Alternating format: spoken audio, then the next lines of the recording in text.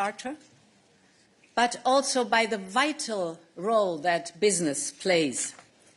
Think of digital startups from Latin America that are expanding here in Europe in fields spanning from AI to farming. European investments are creating good jobs in Latin America. Latin American companies produce radioisotopes, and they are used for cancer treatments in European hospitals. We have investments of the European Union in Latin America in sectors ranging from finance to automotive, from chemicals to clean energy. Businesses are the lifeblood of our partnership, and they build the bridges that link our two continents. These connections have driven up for years trade and investment flows between our continents, but also technology transfer and technical cooperation and a new people-to-people agenda. But there's so much untapped potential. We can do so much more. And this is why I'm so pleased that the 2 days of our summit begin with this business roundtable. Latin America, the Caribbean, and Europe need each other more than ever before. The world we live in is more competitive, more conflictual than ever before, still reeling from the heavy toll of the COVID pandemic. The world is taking a hard impact from the Russian aggression against Ukraine. And this happens against the backdrop of China's growing assertiveness abroad. So what does it mean for our two continents? And especially, what does it mean for our businesses? It means that we need to make our economies more resilient to external shocks, and that we have to fight inequalities and poverty in our societies. It means that we need partners we can trust. We want to engage with investors and trade with countries who share common principles and common values, and who prove reliable in the short term, but also in the long term. Europe aspires to be the partner of choice to Latin America and the Caribbean, just like we choose to be a partner to the region. We believe that Europe's offer to the region is different and significant. We have the mutual interest in seeing Latin America, the Caribbean and Europe unleash the full potential. We share the common interest in seeing both our industries grow, local value chains develop, and more people rise into the middle class. We do not just want to trade together, but we want to thrive together. And for all these reasons, we have decided to step up our cooperation. So today, I am glad to launch our investment agenda for Latin America and the Caribbean. We call it Global Gateway. Under the banner of Global Gateway, we propose to bring over 45 billion euros of high-quality European investment to Latin America and the Caribbean.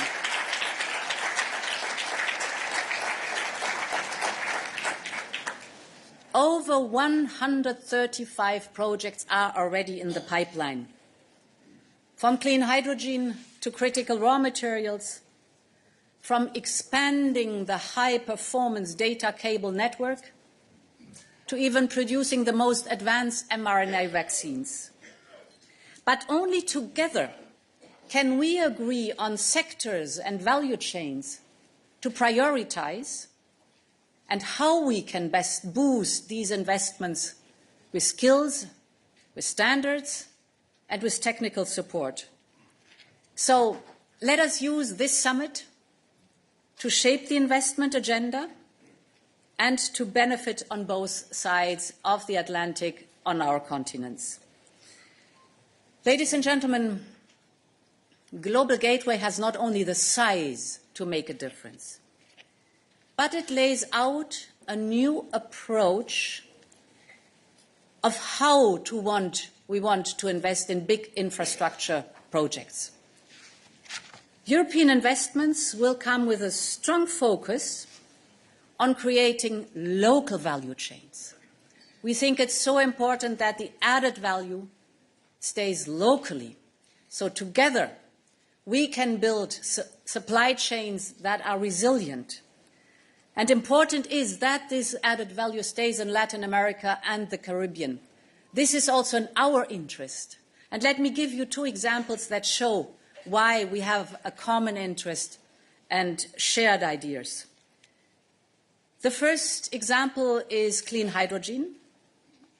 Latin America and the Caribbean have a potential to become a global powerhouse for renewable energy. You have all the resources in abundance. Your wind and solar sectors are growing exponentially, also thanks to European investment. The natural next step now is to turn clean energy into clean hydrogen. On the one hand, clean hydrogen can easily be exported to other continents. And on the other hand, and crucially, clean hydrogen can also fuel new industries on your continent. Just imagine clean steel and concrete, clean fertilizer, clean trains and buses, all of them made in Latin America and the Caribbean.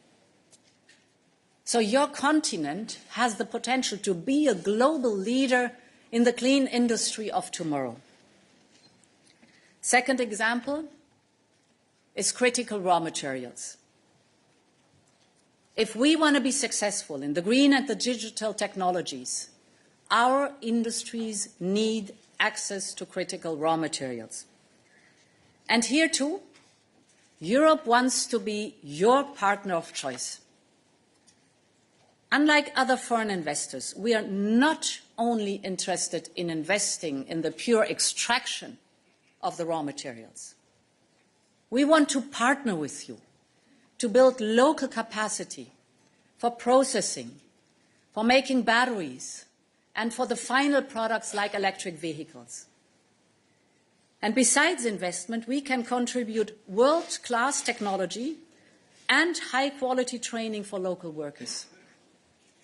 And this is precisely the kind of investment for which we created Global Gateway. Ladies and gentlemen, Europe wants to launch a new partnership with the region. And this is why today's summit is so important. For the first time in 8 years, the leaders of our two continents are coming together. We're coming together to discuss, among other things, a shared investment agenda for Latin America and the Caribbean.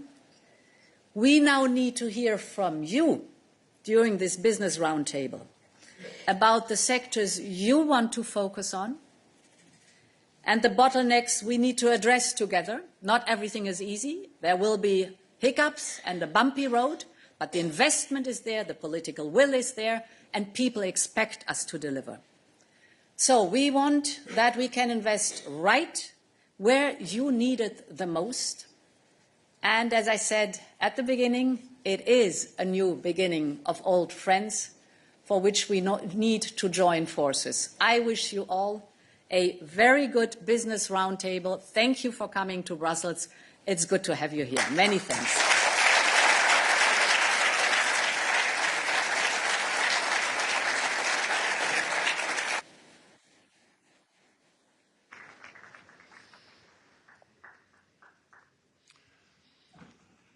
Thank you, President, for your welcoming address. And now I have the great honor to welcome the President of the Federative Republic of Brazil, His Excellency Luiz Inácio Lula da Silva, and invite him for his welcoming remarks to the Business Roundtable.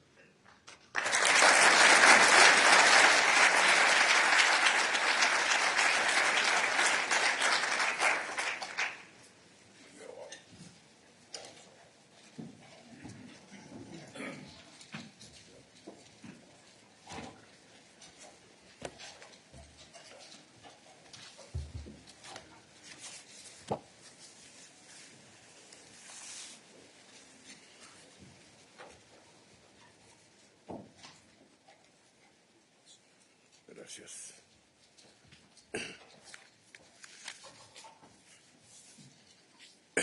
Bem, é uma alegria poder estar nesse recinto cumprimentando a presidenta da União Europeia, a senhora Ursula von der Leyen, o nosso querido primeiro-ministro do Reino da Espanha, Pedro Sánchez, o nosso presidente do Banco Interamericano de Desenvolvimento, Ilan Godfrey, o nosso companheiro Sérgio Dias Granado, presidente da CAF, o meu querido embaixador Mauro Vieira, ministro de Estado das Relações Exteriores do Brasil, nosso querido Celso Amorim, meu querido embaixador Pedro Miguel de Costa, embaixador do Brasil na Espanha, empresários, companheiros, presidentes, amigos e amigas. Tenho enorme satisfação em participar da abertura deste encontro empresarial ao lado do presidente da presidente da Comissão Europeia, do primeiro-ministro da Espanha e dos presidentes do BID e da CAF. Eu acredito que são as empresas, as universidades e a sociedade civil que dão vida e continuidade às relações entre os países. Este encontro confirma que nossos empreendedores estão plenamente engajados no relançamento dessa histórica aliança, baseada na certeza de que o sucesso do outro é fundamental para o nosso êxito comum. A pandemia da Covid-19, além de ceifar milhões de vidas, desorganizou o sistema produtivo nos 4 cantos do planeta. A mudança do clima evidencia a urgência em preservar a biodiversidade e os ecossistemas. A crise da democracia semeia a discórdia, a violência e a intolerância, solapando as condições da vida em sociedade e o planejamento da atividade econômica. A guerra no coração da Europa lança sobre o mundo o manto da incerteza e canaliza para fins bélicos recursos até então essenciais para a economia e programas sociais. A corrida armamentista dificulta ainda mais o enfrentamento da mudança do clima. Frente a todos esses desafios, cabe aos governantes, empresários e trabalhadores reconstituir o caminho da prosperidade, da retomada da produção, dos investimentos e dos empregos. Os países da América Latina e do Caribe continuarão a desempenhar um papel estratégico para a Europa e para o mundo, porque somos uma região com enormes oportunidades de investimento e de ampliação de consumo. Somos países que demandam investimentos em infraestrutura logística diversificada, infraestrutura social e urbana. Somos sociedades em processo de forte mobilidade social, nas quais se constituem novos e dinâmicos mercados internos integrados por centenas de milhões de consumidores. A União Europeia é o segundo maior parceiro comercial do Brasil. Nossa corrente de comércio poderá ultrapassar este ano a marca dos 100 bilhões de dólares. Um acordo entre Mercosur e a União Europeia equilibrado, que pretendemos concluir ainda este ano, abrirá novos horizontes. Queremos um acordo que preserve a capacidade das partes de responder aos desafios presentes e futuros. As compras governamentais são um instrumento vital para articular investimentos em infraestrutura e sustentar nossa política industrial. Estados Unidos e União Europeia saíram na frente e já adotam políticas industriais ambiciosas, baseadas em compras públicas e conteúdo nacional. O Brasil tem um grande mercado interno de 203 milhões de pessoas, com enorme capacidade de consumo, ainda reprimida, que vai requerer a ampliação de investimentos em bens duráveis, insumos e serviços associados. Lançaremos nos próximos dias um novo plano de investimento para enfrentar os gargalos existentes. Depois dos últimos 6 anos de retrocesso e estagnação, voltaremos a gerar emprego de qualidade e combater a pobreza e aumentar a renda das famílias brasileiras. O plano prevê a retomada de empreendimentos paralisados, aceleração dos que estão em andamento e seleção de novos projetos. Promoveremos a modernização de nossa infraestrutura logística com investimentos em rodovias, ferrovias, hidrovias, portos e aeroportos. O Brasil já possui uma matriz energética das mais limpas do planeta. 87% da nossa eletricidade já provém de fontes renováveis, contra 27% da média mundial. E 50% de toda a nossa energia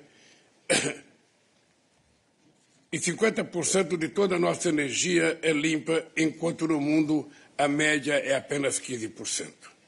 Iremos melhorar ainda mais esses números, porque estamos dando prioridade à geração de energia solar, eólica, biomassa, etanol e biodiesel. Também é enorme o nosso potencial de produção de hidrogênio verde. Destaco-se também novas oportunidades em mobilidade urbana, saneamento, prevenção de desastres e financiamento habitacional, gerando estímulos na cadeia produtiva de transporte e de construção. A extensão para todo o território nacional de uma rede de banda larga de alta capacidade servirá de alicerce para a política educacional que estamos desenvolvendo e que prioriza a inclusão e a qualidade. Uma educação de qualidade é requisito para um crescimento fundado na geração de tecnologia e na inovação, privilegiando a economia do conhecimento. Estabeleceremos parcerias entre o governo e os empresários em todas essas áreas, sob a forma de concessões, parcerias públicas-privadas e contratações diretas. Esse novo Brasil, mais justo e solidário, está sendo reconstruído sem abdicar de nossos compromissos com fundamentos macroeconômicos. O controle da inflação e o equilíbrio das contas públicas são requisitos essenciais para assegurar a estabilidade, base sólida para a expansão econômica e o progresso social. Com a reforma tributária em curso, estamos simplificando a arrecadação de tributos e tornando a economia mais eficiente. Possuímos um sistema financeiro robusto que permitirá a expansão sustentável do crédito ao longo dos próximos anos. Nossas elevadas reservas internacionais, hoje na casa dos 343 bilhões de dólares, proporcionam um seguro colchão frente a eventuais volatilidades externas. Ao lançar um programa ambicioso de investimento, não penso única e exclusivamente em meu país. Não queremos ser uma ilha de prosperidade. Só cresceremos de forma sustentável com a integração ao nosso entorno regional. Na última reunião de líderes sul-americanos, em maio, em Brasília, propus a atualização da carteira de projetos do Conselho Sul-Americano de Infraestrutura e Planejamento, reforçando a multimodalidade e priorizando os projetos de alto impacto para a integração física e digital, especialmente nas regiões de fronteira. Ao construir o corredor bioceânico que liga o centro-oeste brasileiro aos portos do norte do Chile, reduzimos o custo de nossas exportações para os mercados asiáticos e geramos emprego e renda para o interior do nosso continente. Ao sediar a União de Presidentes dos Países Amazônicos em agosto próximo, procuramos articular iniciativas comuns para a proteção e o desenvolvimento sustentável desse bioma com outros 7 países da América do Sul. Somos detentores de um patrimônio natural único em termos de florestas, biodiversidade e água doce. Esta condição nos torna responsáveis pela gestão de riquezas cuja preservação e exploração sustentável de forma inclusiva é imperativo nacional. Nos mandatos anteriores, reduzimos o desmatamento em 80%. Desta vez, assumimos o compromisso de eliminar o desmatamento da Amazônia até 2030. E já nesse primeiro semestre, o reduzimos em 34% em relação ao ano passado. Estamos lançando as bases para a reindustrialização do país com empreendimentos menos poluentes, com maior densidade tecnológica e com geração de empregos verdes e de qualidade. O Brasil voltou ao cenário internacional para contribuir no enfrentamento dos desafios do nosso planeta, como a crise das mudanças climáticas e o aumento das desigualdades. Vamos provar, como já fizemos no passado, que é possível produzir e crescer de forma sustentável e eficiente. Senhoras e senhores, precisamos enviar ao mundo um sinal de que as duas regiões da importância estratégica da Europa e da América Latina e Caribe estão comprometidas com uma agenda promissora. Uma agenda de paz, de cooperação, de ampliação do comércio e dos investimentos de geração de empregos e do crescimento sustentável. Quando temos muito dinheiro na mão de poucos, temos concentração de renda e poucas pessoas consumindo, enquanto muitas passam dificuldades. Com uma melhor distribuição de renda e dinheiro na mão de muitos, colocamos recursos na base da sociedade, ampliando o consumo e gerando oportunidade nos serviços, na indústria e na agricultura. Isso é verdade em cada um dos nossos países, e mais ainda quando se pensa em escala global. O Brasil está fazendo a sua parte com uma estratégia de longo prazo, focada na credibilidade, na previsibilidade, estabilidade jurídica, estabilidade política, estabilidade econômica e com estabilidade social. Somente assim é que a gente vai poder desenvolver definitivamente os nossos países. Esses são fatores essenciais para construir um futuro repleto de oportunidades. Muito obrigado.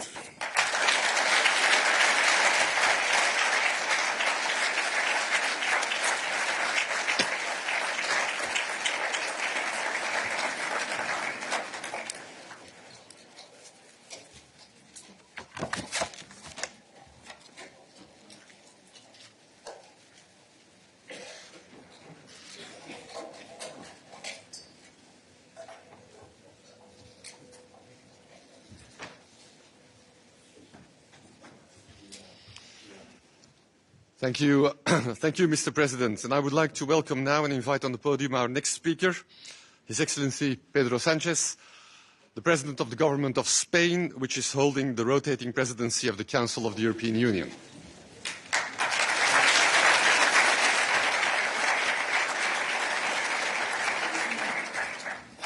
En primer lugar, querida Úrsula, quiero darte las gracias por organizar este foro empresarial que estamos celebrando hoy en la capital de Europa, en Bruselas, y darte también las gracias por ese compromiso que has manifestado tan rotundo para el éxito de esta cumbre Unión Europea-CELAC con esos más de 40.000 millones de euros. Gracias, querida Úrsula, por tu liderazgo siempre y por tu empatía con todo aquello que tiene que ver con unas relaciones exteriores fundamentadas en eso, en el desarrollo sostenible y en el entendimiento entre los pueblos.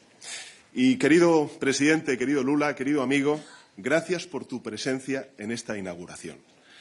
El peso de Brasil en la región y tu liderazgo personal son, creo que, fundamentales para el éxito de la cumbre que vamos a celebrar en el día de hoy y de mañana. Y soy consciente de ello, del extraordinario esfuerzo que estás haciendo por estar hoy aquí presente en Bruselas. Y mi enhorabuena también a los presidentes de la CAP y del BID por el magnífico trabajo y el buen hacer. Recuerdo que empezamos a hablar de este foro empresarial y de esta cumbre en mayo del año pasado y hoy estamos empezando a ver el resultado de ese extraordinario esfuerzo que hemos hecho entre ambos. Estimados representantes de empresas europeas y también latinoamericanas y representantes de instituciones financieras internacionales, la presidencia española del Consejo de la Unión Europea asume un objetivo tan ambicioso como necesario, y es el de fortalecer las relaciones exteriores entre la Unión Europea y la América Latina y el Caribe. Somos regiones, se ha dicho antes por parte de la presidenta de la Comisión y también por parte del presidente Lula da Silva, somos regiones con sólidos vínculos históricos, con valores y con intereses comunes. Tenemos una mirada compartida sobre cómo afrontar los desafíos globales de la humanidad. Y por ello queremos relanzar nuestros lazos comerciales, nuestros lazos de inversión y a la vez queremos reforzar la resiliencia de nuestras economías. Y con este objetivo celebramos este foro empresarial en el que me gustaría destacar algunos aspectos de manera muy breve. El primero de ellos tiene que ver con el comercio, porque la Unión Europea y la CELAC mantenemos unas relaciones comerciales que yo diría son equilibradas. A diferencia de lo que nos ocurre con otras partes del mundo, la Unión Europea y la CELAC tenemos relaciones equilibradas que han crecido enormemente entre 2013 y 2022 hasta alcanzar un volumen de comercio conjunto que se acerca en la actualidad a los 300.000 millones de euros anuales. 300.000 millones de euros anuales. Ambas economías somos complementarias. América Latina y el Caribe, lo ha dicho antes la presidenta de la Comisión, poseen energía, recursos minerales en abundancia, sol, viento, agua, tierra fértil. Por ejemplo, el 85% de los recursos de litio, el 40% de la biodiversidad, el 33% de las reservas de agua dulce se encuentran en América Latina. Y, por cierto, presidente Lula, es un gusto escucharte hablar del Amazonas como hablas y es un gusto también saber que tu Gobierno está protegiendo ese bien público no solamente de Brasil, sino también global, como es el Amazonas. Europa, ¿qué puede aportar? Bueno, pues aporta no solamente capital, también tecnología, el know-how que América Latina y el Caribe necesitan para relanzar aún más intensamente su desarrollo económico. Para poder aprovechar bien estas complementariedades, creo que es clave que ambas regiones profundicemos en los acuerdos comerciales y también en nuestra integración económica. Hoy puedo avanzar que la ratificación de los acuerdos de la Unión Europea con Chile y con México está muy cerca y eso tiene mucho que ver también al liderazgo de la presidenta de la Comisión Europea y confiamos, por tanto, en que se produzca durante este semestre de presidencia rotatoria de España del Consejo de la Unión Europea. Y en relación al acuerdo entre la Unión Europea y el Mercosur, tras más de 20 años de negociaciones, creo que tenemos una ventana de oportunidad, querido presidente, para ratificarlo en este segundo semestre de 2023. Y, desde luego, España va a estar siempre del lado de aquellos que lo que queremos es cerrar este gran acuerdo que sería, sin duda alguna, muy importante para ambas regiones. El Gobierno de España y la Comisión Europea estamos trabajando intensamente para lograr un acuerdo en aquellos aspectos ambientales, climáticos, aún pendientes, siempre de forma respetuosa, como no puede ser de otra manera, con la soberanía y las capacidades de los países que integran el Mercosur. Pero pensemos en lo que esto podría suponer, porque estamos hablando de que el 94% del Producto Interior Bruto de América Latina y el Caribe estaría bajo el marco de acuerdos de libre comercio con la Unión Europea, generando más empleo y más riqueza compartida para ambas regiones. Junto con el comercio, en segundo lugar, me gustaría decir de manera muy rápida algunos comentarios sobre la agenda de inversiones compartidas. Europa, saben, se mantiene como principal inversor en los países de América Latina y el Caribe, con un incremento que va al 20% respecto al año pasado. Pero América Latina y el Caribe también se han convertido en un importante inversor en Europa. Y aquí hay una comunidad empresarial muy representativa de ese interés que tiene el empresariado de América Latina y el Caribe en Europa, ¿no? Con una importante inversión, casi 40.000 millones de dólares por año en esta última década, a través de las multilatinas. Y, por tanto, España, evidentemente, es el primer destino de Europa de estas inversiones, pero queremos también ser esa puerta de entrada de otras muchas inversiones de América Latina y el Caribe en el continente europeo. Creo que el reforzamiento de nuestras relaciones económicas demanda un mayor esfuerzo inversor desde la Unión Europea. Esto es algo que compartimos la presidenta de la Comisión y yo mismo, liderado, lógicamente, por el sector público. Y aquí juega un papel central la iniciativa Global Gateway de la Unión Europea, a la que ha hecho referencia la presidenta von der Leyen. Se trata de una agenda de proyectos estratégicos que son concretos, no estamos hablando de cosas abstractas, concretos, luego vamos a poder conocer algunos de ellos, acompañada de asistencia técnica en materia de conocimientos, de competencias y de algo muy importante que es la armonización del marco regulatorio. En fin, España está comprometida con esta agenda, por ello hemos dado un paso al frente con la movilización de 9.400 millones de euros en los próximos años y la Comisión Europea y los otros Estados miembros de la Unión contribuirán, como ha dicho antes la presidenta de la Comisión, con su parte. Celebro, en todo caso, de nuevo, que hayamos alcanzado una cifra tan relevante como la que se acaba de anunciar por parte de la Comisión. Y, además, en este esfuerzo deben jugar un papel clave los bancos multilaterales de desarrollo, aquí presentes en la financiación de estos proyectos. Y, en tercer lugar, y termino, es fundamental la movilización del sector privado. Las empresas europeas, muchas aquí presentes y a las cuales agradezco y mucho que estén con nosotros, son líderes globales en muchos sectores. Pueden aportar a la región el capital, la tecnología, los conocimientos necesarios para la diversificación de las exportaciones, con creación de empleo en la cadena de valor a ambos lados del Atlántico. Y todo eso desde el máximo compromiso y también el respeto, como ha dicho antes el presidente Lula da Silva, a las normas sociales, a la regulación laboral y a las exigencias medioambientales. Finalizo. Europa y la CELAC nos encontramos en una situación que yo calificaría esperanzadora, inmejorable, para aunar nuestras necesidades e intereses en áreas como, por ejemplo, las materias primas críticas, la digitalización, las energías renovables, el hidrógeno verde, la reindustrialización y la cohesión social y territorial de nuestras sociedades. Por tanto, animo a los organismos, a las empresas aquí presentes, a sumarse a esta agenda que va a fortalecer nuestras economías, que va a mejorar, en definitiva, el bienestar de nuestros conciudadanos y que va a crear una mayor interdependencia entre dos continentes, entre dos regiones del mundo que compartimos valores, intereses y también una mirada multilateral de cómo resolver los desafíos globales a los que se enfrenta la humanidad.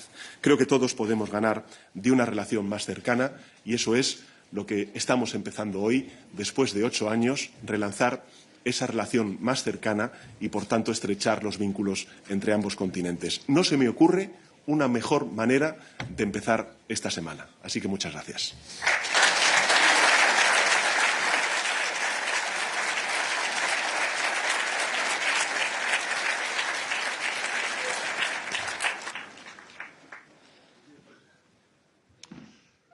Thank you, Excellency. And our next speaker is Mr. Goldfein. He's the president of the Inter-American Development Bank and co-host of today's Business Roundtable. Thank you.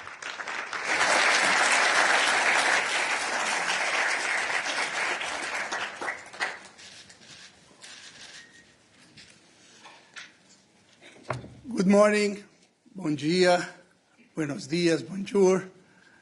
Quero começar falando do presidente Lula, como eu estou feliz, ministro Vieira, ministro Amorim, como eu estou feliz, ser o primeiro presidente brasileiro do BID, compartilhando este momento tão importante para a região e para o país. Presidente Sánchez, España ha sido un socio firme, constante de América Latina y el Caribe, y estoy seguro que su presidencia en el Consejo Europeo llevará las relaciones de la Unión Europea y la región a un nuevo nivel. Presidente de la CAF, Sergio Díaz Granado, un gusto. Estuvimos hablando ayer, fortaleciendo la colaboración y coordinación entre las organizaciones. Thanks to the European Commission for hosting this roundtable. A true honor, President Ursula von der Leyen with us. Your message today underscores the EU's commitment for renewing its partnership with Latin America. I will divide my remarks into 3 parts. First, some context. EU-LAC relations have not started today with Europe and with the IDB. I'll then discuss our shared priorities. Finally, I'll review some big opportunities for Europe and Latin America and how the IDB can help seize these opportunities. The Europe and Latin America Caribbean have a strong trade and economic relationship. Let me tell you why. Last year, EU and Latin America trade totaled 369 billion euros, Trade is well above pre-pandemic levels. The UN just announced that foreign direct investment in Latin America surged to a record $225 billion last year. And from that, European foreign investment in Latin America is bigger than India, China, and Japan combined. And nowhere has European support for Latin American development been clearer than, I'm glad to say, through the IDB. We have 22 non-regional member countries, 16 from Europe, 13 from the EU. European countries have shaped our strategy at the IDB, have donated funds, have co-financed projects, mobilized resources, and much more. Let me give you some examples. With the French Development Agency, we jointly financed $6.3 billion in social, climate, infrastructure, digitalization projects. Spain, Cooperation Fund for Water and Sanitation, has directly benefited 3 million people in Latin America and the Caribbean. The EU financed with us the Central American Digital Trade Platform, which reduces trades and promotes integration. In Peru, we have now, was just announced, the largest wind power plant, thanks to a collaboration between the private sector arm, the IDB Invest, and France Engie and European banks, private sector. In the past year alone, the European Commission allocated 35.5 million in grants to projects from health to trade. There are many other examples. But it's time to be more ambitious. Today we heard the new agenda to strengthen EU-LAC ties from President von der Leyen. You have said before that the strategic partnership is more important than ever. We cannot agree more. The strategic partnership can lead us to more clean energy, faster green transition, better protected biodiversity, and halt deforestation, stronger, more diverse, more productive economic integration, digitalization. And as President Lula has said, more equality in several dimensions. We cannot forget that. If you wonder if these benefits are for the region, for Latin America and Caribbean, I must tell you, no, it's for both regions. Several of our shocks, including the Russia's invasion of Ukraine, brought global challenges, including food and energy security, to the top of the agenda in both regions. I want to tell you, Latin America and the Caribbean could be an important part of the solution to global challenges. This makes the new opportunities not only necessary, but attractive to all of you from the private sector. We have one of the world's largest democracies in Latin America, and that ties our historical and cultural ties with Europe.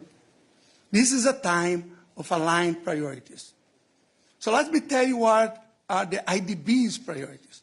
Social issues, including poverty, inequality, food security, education, health, infrastructure, physical and digital, to boost productivity and for regional integration.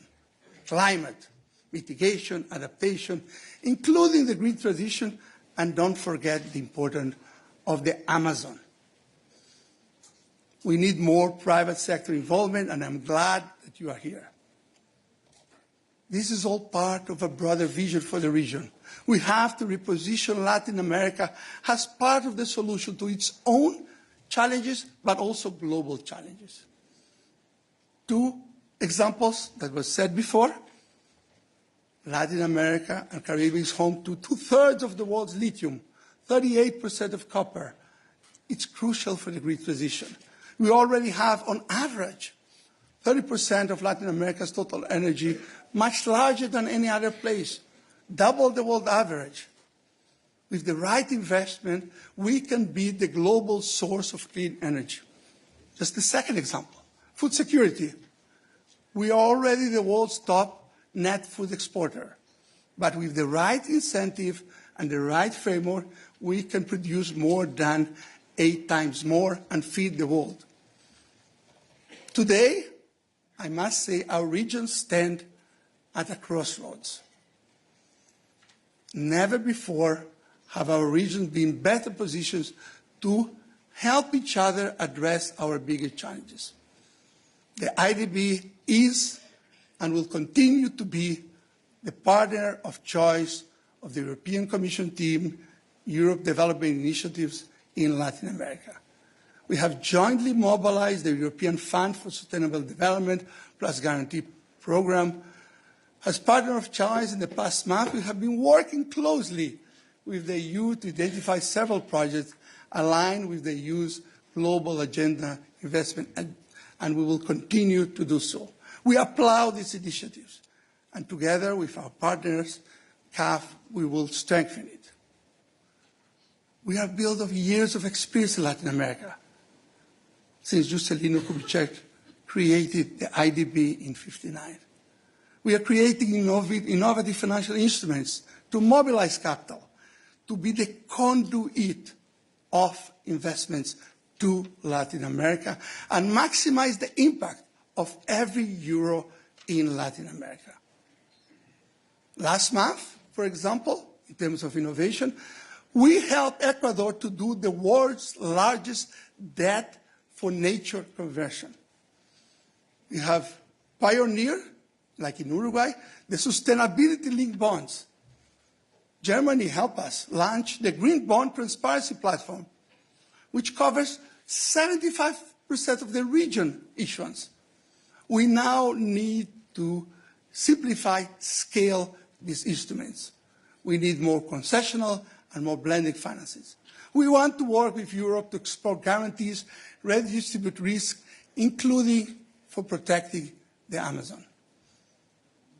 Presidente Lula, nós aplaudimos a nova liderança do Brasil nessa nossa parte insubstituível do Brasil e da região Amazônia. We applaud Brazil's new leadership in the Amazon and other places. The IDB has just launched Amazonia Forever. That's Minister Marina da Silva hint. Amazonia para sempre. Amazonia para siempre. This is an umbrella holistic regional program to boost diversity by focusing on people and the bioeconomy and the infrastructure. It's a program to coordinate several existing initiatives, including IDB's own Amazonia initiative. This own initiative, we already have Germany, Netherlands, Belgium, Spain, Switzerland, the UK, and all European members contributing to the Amazon initiative. But we want to be broader. We want a regional program, Amazonia para siempre. And the private sector has a key role in our strategic relationship. We have mobilized from the private sector only last year, from the IDB Invest, 3.1 billion, just IDB Invest, mobilizing that. But our collaboration with the private sector goes far beyond financing and capital. We have knowledge, we have technical assistance, we can do all of that, creating job opportunity and increasing the standard of living of people in Latin America, Caribbean, especially women and other communities. The private sector experience and innovation is key in advancing digitalization and climate action. So we want to ensure that not only we have good investment opportunities, but we are collaborating in a truly matter. What we need is to increase development impact. So let me conclude here with my main messages.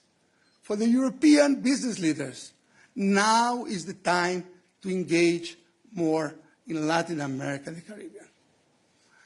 Second, there's a great opportunity in Latin America because the region is uniquely positioned to be part of the solutions to its own challenges, but to the global challenges like climate change, food security, biodiversity. Third, IDB is to prepare to be your partner, both European and public and private. And we all have the potential to take EU, Latin America, and Caribbean relationship to a new level, and doing so to enhance impact and help both of our regions solve our challenges. I want to thank the host, the co-host, again, and everyone in attendance. I wish all of you productive discussions today and at the summit. Thank you. Gracias. Muito obrigado. Que tenha uma ótima conferência.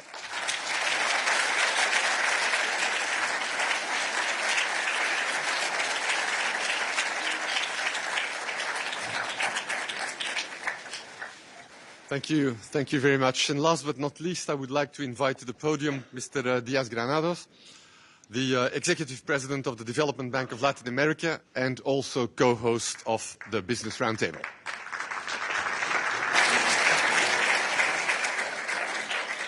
Su Excelencia, señora Presidenta de la Comisión Europea, Ursula von der Leyen, excelentísimo señor Presidente de la República Federativa de Brasil, Luis Ignacio Lula da Silva, excelentísimo señor Presidente del Gobierno de España, Pedro Sánchez, preciado Ilan, Presidente del Banco Interamericano de Desarrollo, señor Presidente de Guyana, Irfan Ali, señores Cancilleres Vieira y Canciller Manrique, Presidente Hoyer, muchas gracias a todos por su presencia el día de hoy.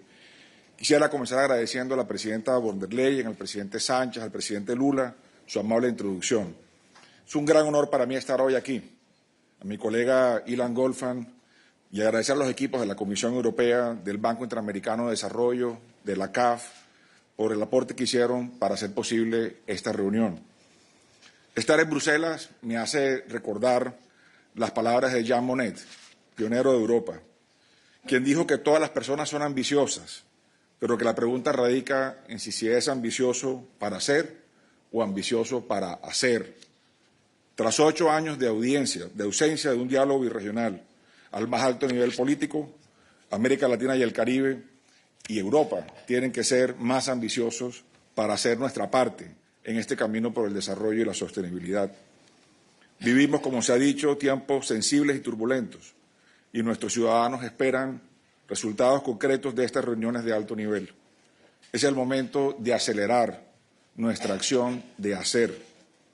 Y es a partir de ahí que debemos redefinir nuestra relación birregional. En buena medida, la relación entre Europa y América Latina y el Caribe evoluciona o ha evolucionado bajo la figura de la sinécdoque, del todo por la parte, con acciones centradas en algunos ecosistemas, en un grupo de países o en ciertos temas.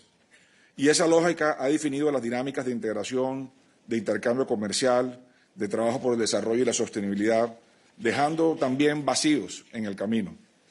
América Latina y el Caribe tienen mucho para aportar al presente y al futuro de Europa.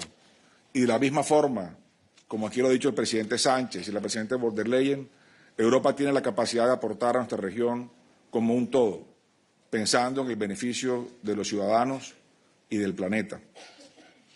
En esta ambición de hacer, celebramos el anuncio de la presidenta von der Leyen de llevar a cabo una agenda de inversión por más de 40.000 millones de euros, enfocada en la reducción de la pobreza y la desigualdad, que busca cooperar por una transición verde y justa, uniendo fuerzas para una transformación digital que aumente las probabilidades de un crecimiento más inclusivo y sostenible.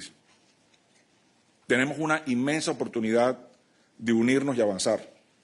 La lucha contra el cambio climático plantea una oportunidad de inversión e innovación en torno a nuevos materiales, energías renovables, servicios digitales, electromovilidad y un nuevo papel para los recursos naturales con transferencia de tecnología y fortalecimiento de la agroindustria.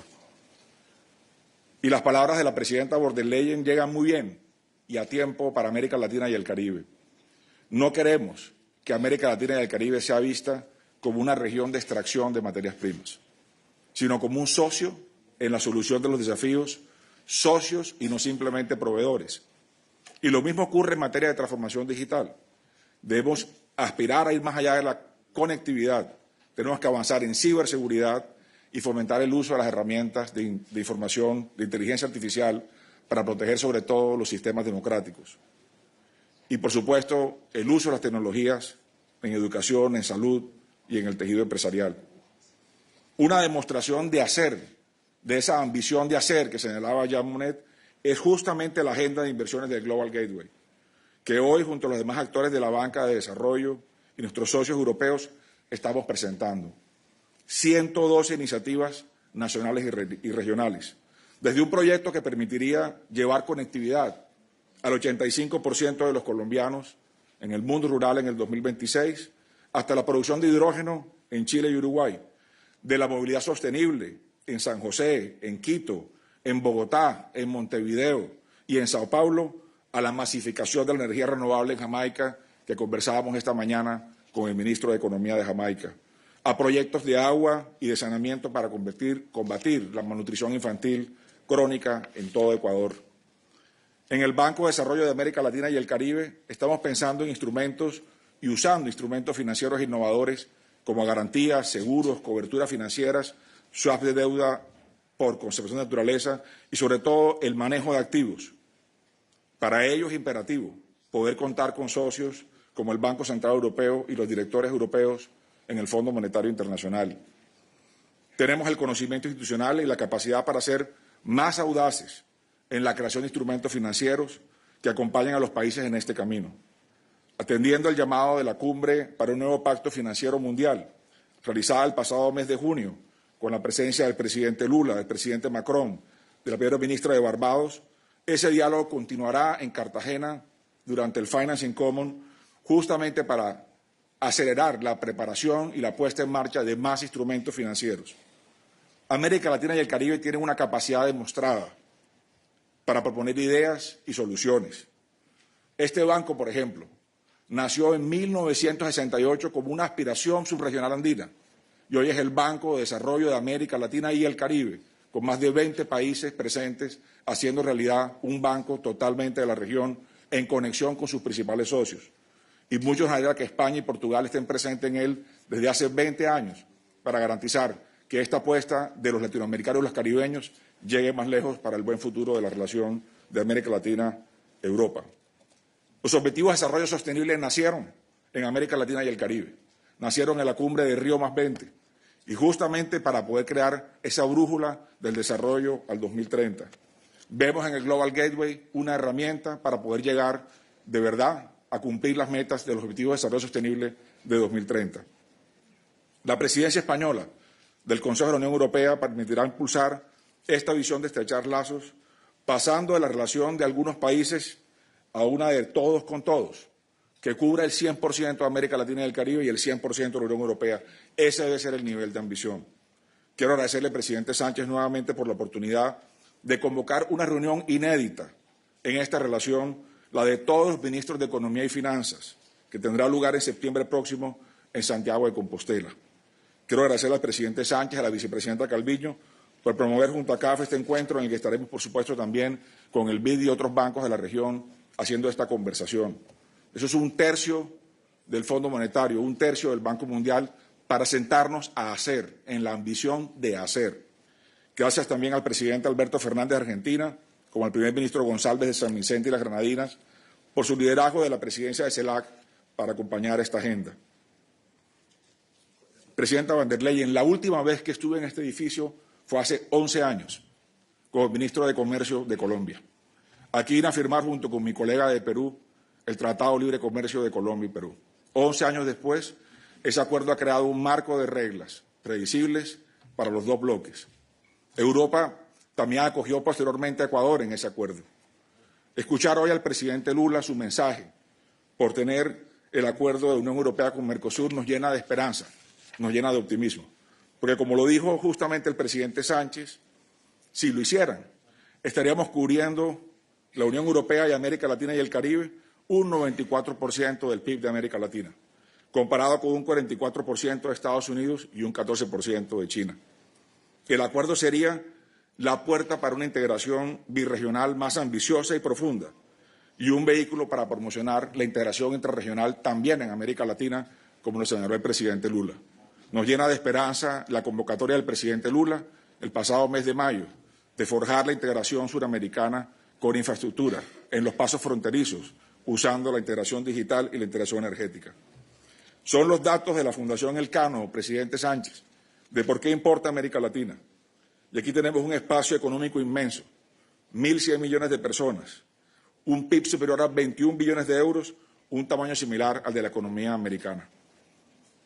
Esperamos todos la reunión de mañana, ojalá ver luces que nos permitan seguir soñando con ese nivel de ambición, esa ambición de hacer. Somos un producto común de nuestra historia, nuestras luchas por la democracia.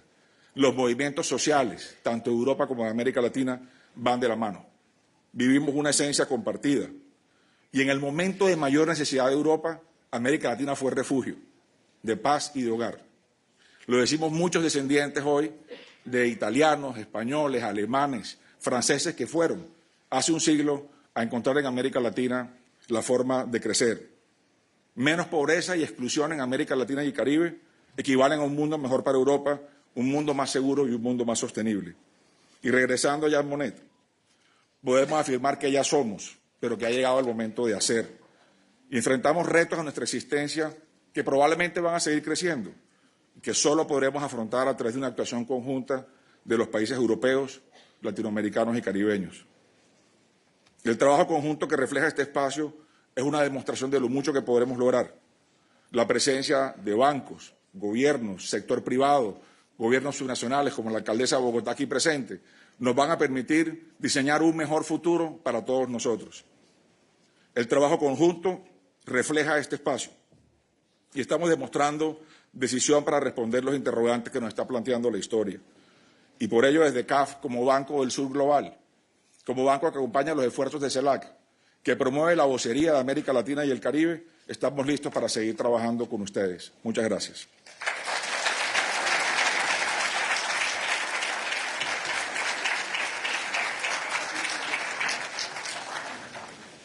So with this, we've come to the end, but I would like to ask the presidents indeed to go on stage.